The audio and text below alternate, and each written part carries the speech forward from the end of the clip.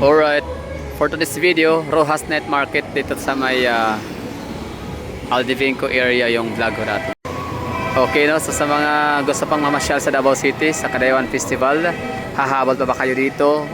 Meron pa kayong maabot ang magandang lugar na pwedeng pasyalan, tambayan at kainan, no? So itong Rojas Night Market naman sa kabila yung may mga pailaw na dyan. Yan naman ay whole year round, no? May event wala, may okasyon wala, andyan talaga sila sa Rojas Night Market. Although ililipat na ho daw yan sa may ilalim ng tulay sa may Santa Ana Wharf, Magsaysay. Pero this time mayroon pa kayo makikita nga dyan, Rojas Night Market. Pero etong Kadayawan at the Triangle, bago lang yan, no? Parang last day lang yata pinatayo dyan or ginawa. So ibig sabihin ito ay pang Kadayawan lang. So by August 17 wala na siya. So ibig sabihin magsistay pa to dito ng tatlong araw. Apat na araw, tama ba? 11, 12, 1, 12, 13, 14, 15, 16. So 5 days pa, no? So maabutan nyo pa to dito. Ano ba meron dyan? Siyempre pagkainan ulit na tansya ko parang wala namang pinagkaiba sa ibang mga food park dito sa Davao City. So ano to ha? Rojas Night Market update, Davao City and Kadayawan at the Triangle. So ito siya ang ano previously known as Aldevinco. Yan, car park na siya ngayon.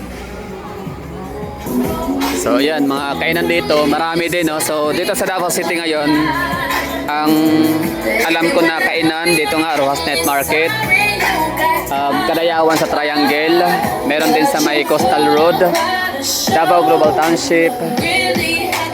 Di ko sure sa Ashuela Cove kung meron. So yun lang, no? Sure na tayo sa Coastal Road, Kadayawan sa Triangle, Rojas Night Market, and Davao Global Township. So at least 4 na lugar na merong pagganito kainan.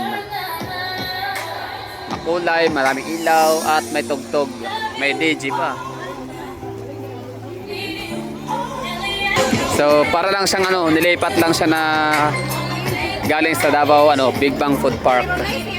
Kung naalala niyo yung mga panahong mga 2023, 2024, Big Bang Food Park. So, ngayon wala na yun sila, sarado na. Tapos andito na, kung hindi masarado, mahina na ang bintahan. Wala nang wala nang foot traffic masyado. So dito sila ulit nilipat.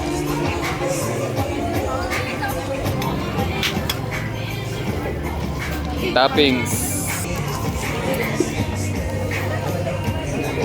Okay, so dito sa Davao City, iba ang mga food court namin, mga food park namin dito compare sa ibang mga lugar na napuntahan ko like Iloilo City, Cebu City, Lapu-Lapu City, and saan pa? Yan lang yata. So bakit ko nasabing iba? Kasi nga, alam naman natin na ang Iloilo, Cebu, tsaka Lapu-Lapu ay mga 90%, sabihin na natin 90% dyan mga Christian. So walang masyadong Muslim sa lugar nila, kaya ang mga pagkain nila ay more on pork. Anything under the sun is pork. Pero dito sa Davao City, iba yung namin dito pagkain, so more on halal. So kapag sinabing halal, walang masyadong siniserve na pork. Pero may mga natitinda pa rin ng mga lechon ha, pero konti lang. Pag order ka dali iloto. Ay, hindi po yung Opo, dito po yung different chicken. Okay. Marat ko siya ng nai mantika. Ito, fruits. Sa kabila. Ito. Nakita ko itong ganito sa may, carbon sa Cebu. Cheese. Empanada. Okay, so Kadayawan sa Triangle and Rojas Night Market food, tayo dito? Review. Hindi tayo kakain ha. Ayoko mag-review na kakain, patay tayo dun. Kapag tingnan lang natin ba, sisilipin lang paano mga paninda dito sa loob. So kapag sa labas ka, hindi mo ito makita dito sa loob na marami palang mga nagtitinda. Akala ko nasa mga 10 stalls. Marami pala may mga ice cream pa. Okay, dito tayo na side.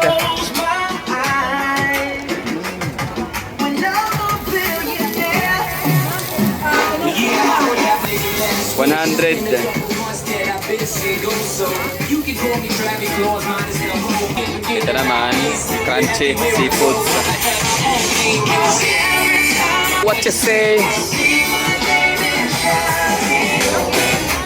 Playing basketball with the president, dunking on his delegates. Then I compliment him on his political etiquette. Toss a couple of me around me, but know what hungry was, he can go sleep and soundly. I know we gon' have a similar dream, but when you're Buy of all the things I never had. Lahat-lahat sa hangin, tamoy araw.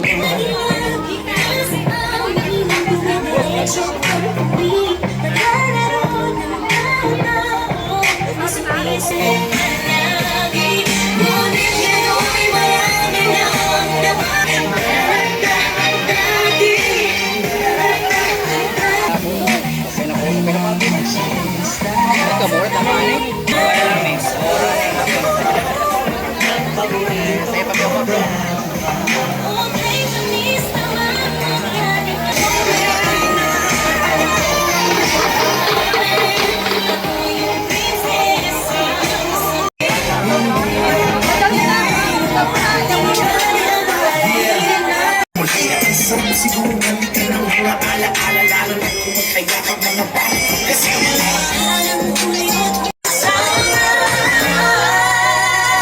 di matigas. Since day one, noon pa lang, alam ko na ikaw na lolo. Gusto kong samahan mo ako, minsan lang mag-base kahit okay na sa sagot ko, no. Pero ngayon nakatodo. Sinong sa kanya Makalaan mo ang buenas ko pa rin kasi naging kaya ang ganda mo pa rin ang gaya Magkatapos na sa nahihimik meron akong importante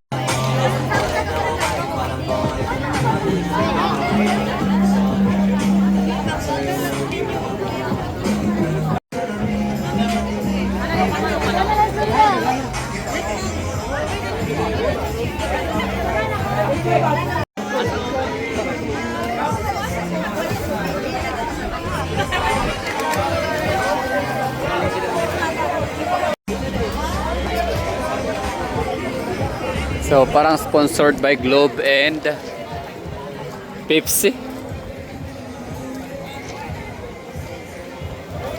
Nice. Dami tao. Siyempre, ano na, nakatamad na kaya pumunta ng Coastal Road. May kalayuan din yun dito. Kaya okay na to. Rojas Night Market. And Kadayawan sa Triangle.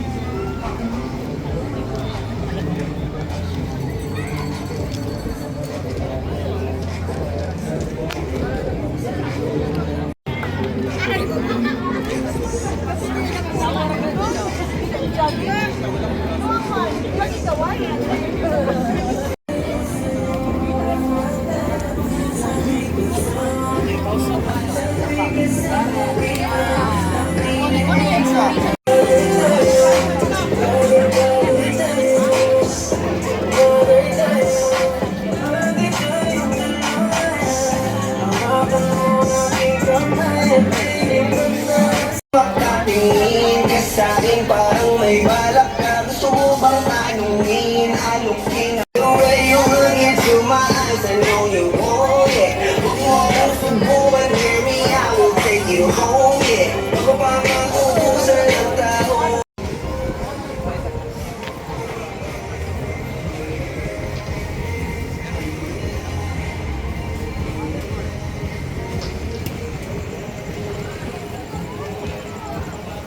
Napakakulit.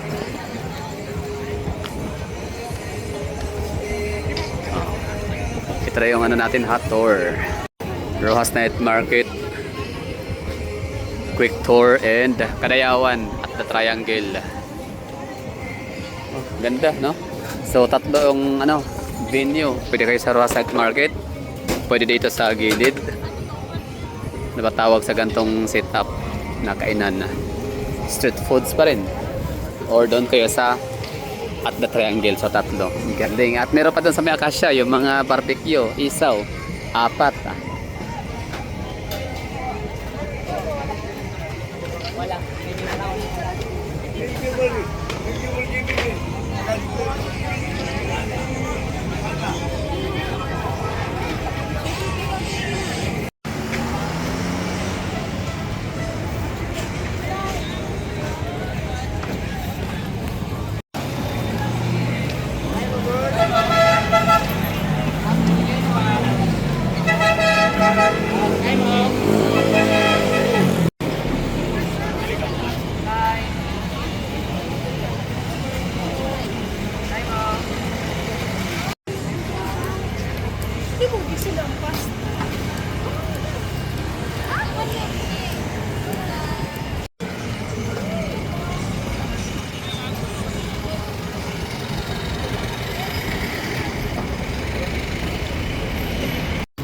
Okay, closing remarks na sila. 11 PM na kasi.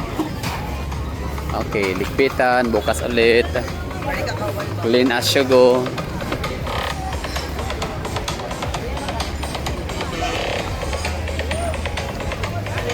Cute labon.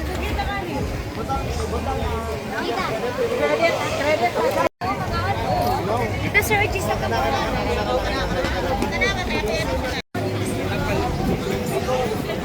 Yung tanong mga papel.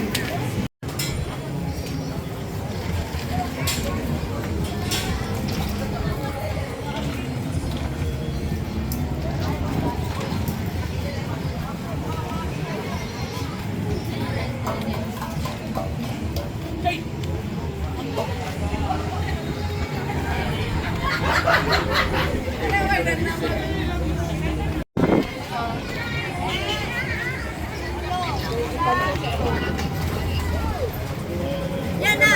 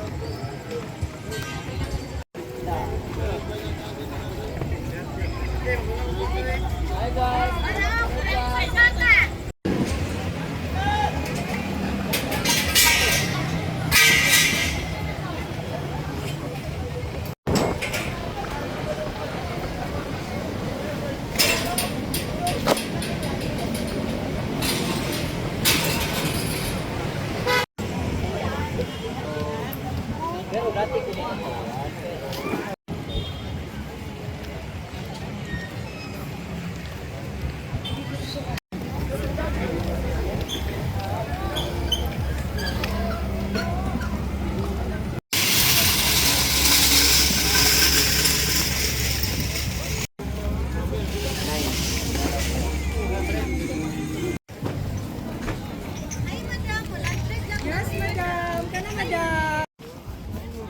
Oras manggo dapat ganin na.